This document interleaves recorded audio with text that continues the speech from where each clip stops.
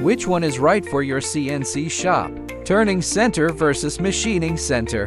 Do you know? Both turning centers and machining centers belong to numerical control equipment, but their working methods and advantages are different. What is a turning center? A turning center is a CNC lathe specializing in cylindrical parts, rotating the workpiece while a fixed cutting tool removes material.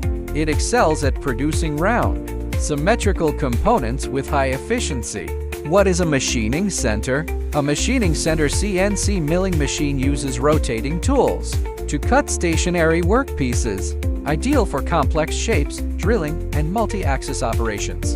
Available in vertical or horizontal spindle configurations. So, what are the differences between a turning center and a machining center? Turning centers specialize in rotationally symmetric parts, using a fixed cutting tool on a rotating workpiece for precise turning, threading, and grooving. Advanced models feature live tooling for milling and drilling, eliminating secondary machining steps. Machining centers utilize rotating tools on stationary workpieces, performing diverse operations like milling, drilling, and contouring. Vertical and horizontal configurations offer flexibility for complex machining tasks. Most turning centers function using two axes X and Z, allowing linear tool movement in both the radial and longitudinal directions. More sophisticated turning centers may add a Z-axis for spindle indexing, or a Y-axis for off-center milling, which can be useful in different situations.